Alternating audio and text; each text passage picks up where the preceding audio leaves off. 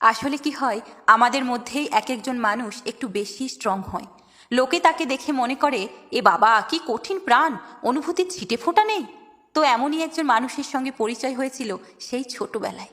বাড়ির কারোর পা মচকে গেছে, সবাই আহা উহু করছে। কেউ বলছে, এ হে দেখে চলতে পারিস না। সবাই তাকে ঘিরে ধরে সমবেদনা জানাতে ব্যস্ত। হঠাৎই ওই মহিলা একটা বালতিতে গরম আর একটা বালতিতে ঠান্ডা জল এনে সামনে রেখে বলতো, ঠান্ডা গরম করো, আরাম পাবে। এই নাও, তারপর অয়েনমেন্টটা লাগিয়ে ক্রেপ দিয়ে বেঁধে রাখো আপাতত। লোকজন বলতে শুরু করতো, হ্যাঁ হ্যাঁ, ঠান্ডা গরম জলে আরাম পাবি। বাড়িতে কেউ ইলেকট্রিক শক খেয়েছে, সবাই চেঁচামেচি করছে, আরে লাইনে কি প্রবলেম হলো, ঝেড়ে শক খেলো ছেলেটা। এই রামুকে ডাকিস তো, লাইনটা দেখে দেবে। বেশ কয়েকজন বলা বলি করছিল, মেয়ের নামিয়েই হাত দিয়েছিলি, পায়ে চটি ছিল না। ঠিক সেই সময় ওই ভদ্রমহিলা এক গ্লাস গরম দুধের গ্লাস এনে ছেলেটিকে বলল, খেয়ে নাও, আর এই কম্বলটা জড়িয়ে নাও, তোমার শরীরে এখন বাইরে থেকেও উত্তাপ প্রয়োজন। সবাই বলল, হ্যাঁ হ্যাঁ, খেয়ে নে খেয়ে নে। বাড়ির কারোর পেট খারাপ, সবাই কি খেয়েছিস জিজ্ঞাসা করতে ব্যস্ত। উনি সবজিওয়ালার কাছে কাঁচা কলা আর গাঁদাল পাতা কিনে নিলেন ততক্ষণে। ফ্যামিলি ট্যুরে গেলে ভদ্রমহিলা একটা ঢাউস ব্যাগ নিয়ে যেত। সবাই ফিসফিস করে বলতো, ওই দেখ ঠাকুমার ঝুলি। বেড়াতে গিয়েই কার কাঁচি চাই, কার ব্যান্ডেজ, কার ডায়াজিন, কার হাত কেটেছে তার ওষুধ, কারোর আবার পড়তে গিয়ে জামার বোতামটা গেল খুলে, তখন ওই ঠাকুমার ঝুলি থেকে ছুঁসুতো অবধি বেরিয়ে এলো।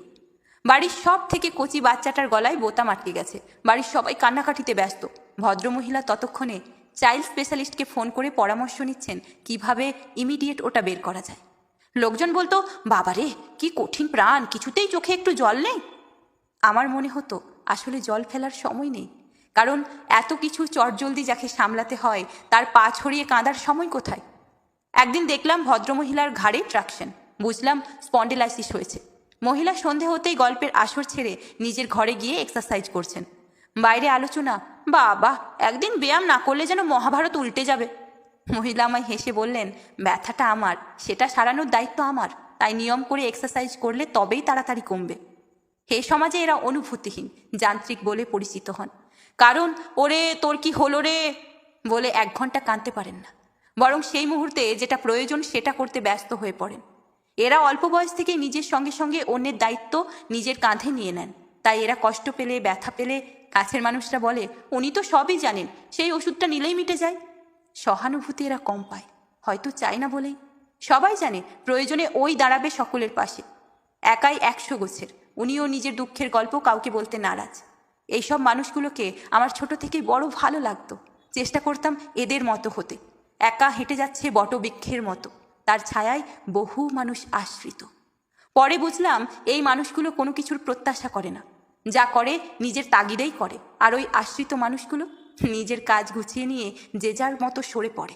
তখন আবার অন্য মানুষেরা এসে আশ্রয় খোঁজে। মহিলার কোনো আক্ষেপ নেই সে নিয়ে, প্রবলভাবে ঈশ্বরে বিশ্বাসী। মুখে একটাই কথা, তিনি আছেন তো। হয়তো সত্যিই তিনি আছেন বলেই ওই উঁচু মাথাটা কোনোদিন কারোর কাছে নত করতে দেখলাম না। তবে কাছ থেকে চেনার জন্য বুঝেছিলাম উনিও কিন্তু আদরপ্রিয় মানুষ। কেউ 4 আনা ভালোবাসলে তাকে 10 আনা দিতে চান, শুধু সেভাবে দেখাতে পারেননি নিজেকে। এইসব মানুষগুলো কাউকে তেল দিতে পারে না, নিজের সুবিধার জন্য কাউকে ইউজ করতে পারে না। নিজের শরীর অসুস্থ হলে কাউকে না বলে নিজেই ওষুধ খেয়ে নেয়। মন খারাপ করলে ছাদে কবিতা আবৃত্তি করতে করতে পায়চারি করে। মুখে বলে হাঁটা হয় না তাই হাঁটছি। দেখনদারির দুনিয়ায় এরা একটু বেমানান। কোনোদিনও বলা হয়নি সেভাবে আমি ছোট থেকেই এনার মতো হতে চেয়েছিলাম। মনে মনে আজও বড় রেসপেক্ট করি মহিলাকে। সোজা মেরুদণ্ডে পিন ফোটানোর লোকের অভাব হয় না, কিন্তু মলম লাগানোর লোক খুঁজতে হয়। দোষটা অবশ্যই ওনার, কারণ উনি কখনো ব্যথার প্রকাশ করেননি। কখনো বলা হয়নি শ্রদ্ধা অফুরান এই দল ছাড়া মানুষগুলোকে। কখনো বলা হয়নি কেউ কেউ আপনাদের বোঝে ঠিকই,